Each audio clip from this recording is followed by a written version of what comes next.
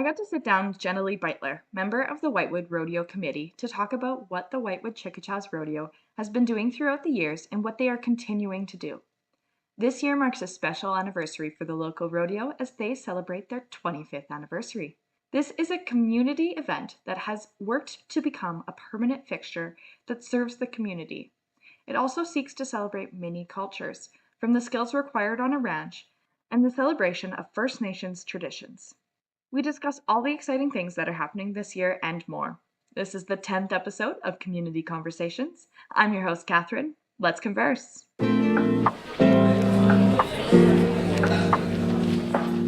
So the Whitewood Chacachas Rodeo is celebrating 25 years this year. So let's start with discussing how the rodeo came into being. Okay, so I wasn't actually on the rodeo committee when it started back in the year 2000. I joined in 2007, but it was an idea of Charlie Bear and stock contractor Ward Motza. They wanted to bring a rodeo to Whitewood. And so they approached the town as it wasn't something they could do on their own and they needed a spot to host it. And it kind of came together that way. So then it became a joint effort between Town of Whitewood community members and Chacachas kind of right from the start. And then Ward, being the stock contractor, had lots of experience and helped them kind of get things off the ground and get things rolling. So the rodeo was not always held at the grounds that they are now. So talk about the original location, the decision to move, and the amount of work and effort you guys have put into today's grounds. So the original location was actually between the number 1 highway and the golf course. Seems like a strange spot for it, but that's where it was. I don't, like I said, it wasn't on the committee, so I don't know how they came up with that location. I guess just that was the only spot with a big enough area. And it was held in that spot until 2006. The biggest driver to move it was that when the highway was twinned, they actually lost area. So the area between the highway and the golf course got even smaller. But then on top of that, there was always the desire to have a more permanent location. In its original location, everything was temporary, so they would bring in panels to set up an arena, bleachers, beer gardens, kitchen, like so much setup had to be done every year to get it there. So the highway twinning kind of forced the hand in it, but ultimately it was what the committee had wanted to do in its long-term goals anyways. And so then, it got moved out to its current location in 2006. It's on Town of Whitewood property. The town leased to the rodeo committee that area for $1 or whatever. So it's a long-term lease that we have with the town. And then in 2007 is the second year it was there, we kind of started adding, and that was the year I joined the committee. So we put up some wind fence, they planted trees, and then we started moving on buildings. So we have like old granaries kind of that were moved in and retrofitted for a beer garden, sound booth, and kitchen. So those were all moved on that year. In 2008, we moved a large grandstand from the old Broadview Rodeo grounds. So that's our big stands that holds most of our spectators. We had to get a special truck in to move that all the way from Broadview. And then we had to fix it up over the years.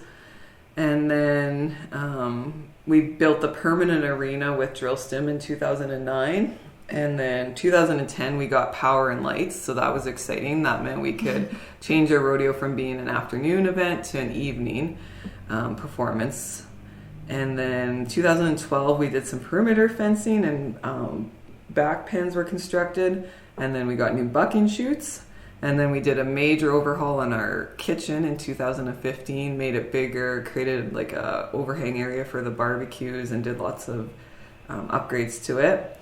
And then in 2016, we built the large covered gazebo. And so that was also a big upgrade, because before that, we would set up a tent every year, temporary again in case it rained. And this was a permanent structure that can, a lot of people can go under there if, for beer gardens if the weather is not nice. And then since 2016, there hasn't been any real big changes, just small things. Painting is always continuous. Last year we repainted the arena again, and then small changes to some of the buildings. We moved a garden shed on for storage and things like that.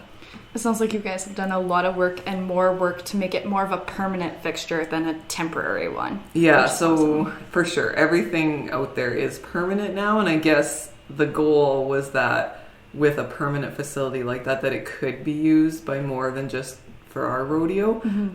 It could be used for any type of community event really that you want to host outside. There's bleachers, a covered area, canteen, beer gardens. Like there's lots of, doesn't just need to be rodeo events that could be out there, even though that's kind of what it has only hosted to this point.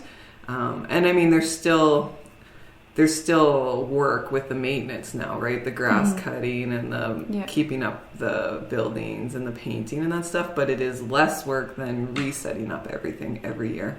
And because there's a permanent grounds there, it's used by rodeo families that are traveling between rodeos. Lots of times they will stop and camp out overnight on the grounds, let their horses exercise. And so we've become known to having a good facility for that, and it gets used a lot for that. That's awesome.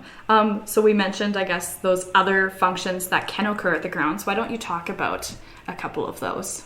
So over the years, there's been like barrel racing jackpots. There was a high school rodeo held there for, I think it was about 3 years in a row until the local community members, until their kids got older. In recent years, one of the bigger events is the Bull Bash put on by Cole Rayway and Bobby Stevens. And that's a Bull Riders Canada sanctioned event. And so that draws thousands of people to town for that one night every year. And all the funds that they raise from that go back into small community groups. So that's been really nice to see that event grow. And it's great because it is such a nice facility. We want it used as much as possible, so we love seeing extra events there every year. Right. So you kind of talked about you joined the committee on 2007, right? So what prompted you to join the committee? That is a very good question. And as I'm busy getting ready for rodeo, I maybe question that some. I actually don't know the answer other than because my family was never a rodeo family. My kids are not involved in rodeo. I think it was just that we knew we were friends with other people on the committee, and I've always been a community-minded person, and I seen it as a good community event. And as I was fresh out of university and naive and ready to get after it, and so Mark and I both joined at that time. Just a way to help out the community, and it's, I guess, one of those things. Once you're in it, it's hard to step back, and so now it's almost 20 years later, and here I am still. That's awesome. So throughout history, rodeos have been multicultural events. So discuss how that is evident at Whitewood's Rodeo. I would say, like with the Chacachas First Nations members on our committee, that definitely brings in the multicultural side of things. Some years we've had teepees set up. We tried to serve bannock out of our canteen.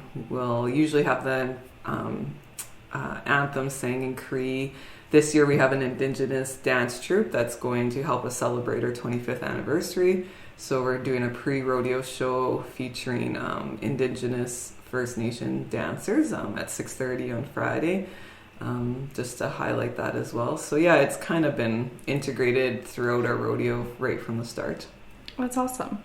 And rodeos themselves are a celebration of culture, and I would say a culture in and of itself. So talk a little bit about that.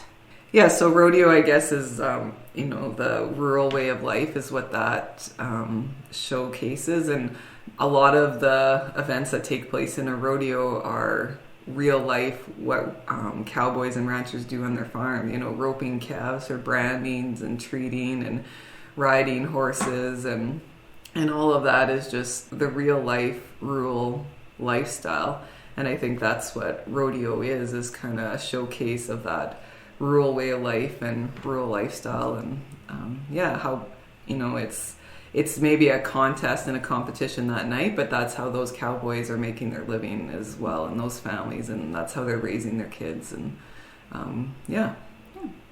That's awesome. So I started asking this to other guests on the podcast, so I will ask you this as well. What is one way that the community can help support you at the rodeo?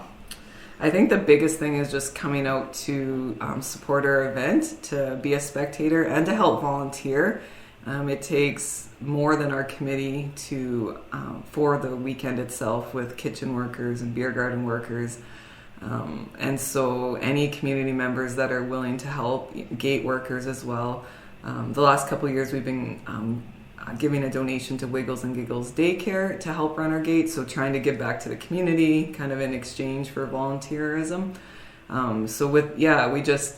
It would be nice to see as many community members out in the stands as possible with their families and just enjoying it. And even if you don't know anything about rodeo, or rodeo is not your thing, it's not my thing, but you can still come out, and it's, we have lots of fun for the kids. There's mutton busting, and we have human chuck wagon races this year, and just people coming together for the community. I think even if you're not a rodeo person, I think you can still enjoy the events and what we have to offer. Yeah, that's awesome. Okay, so before we close up, why don't you say the dates of when the rodeo is, and if there's any big events that... Okay, so the 25th anniversary of our rodeo is taking place this coming weekend, August 15th and 16th. Everything will kick off on Friday night with a pre-rodeo show featuring an Indigenous dance troupe at 6:30. And then our CCA rodeo will take place at 7 p.m.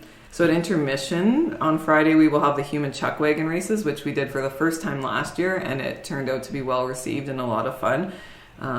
Anyone can enter this on Friday. We do have a maximum, I think, 6 teams, but just enter a team of 3.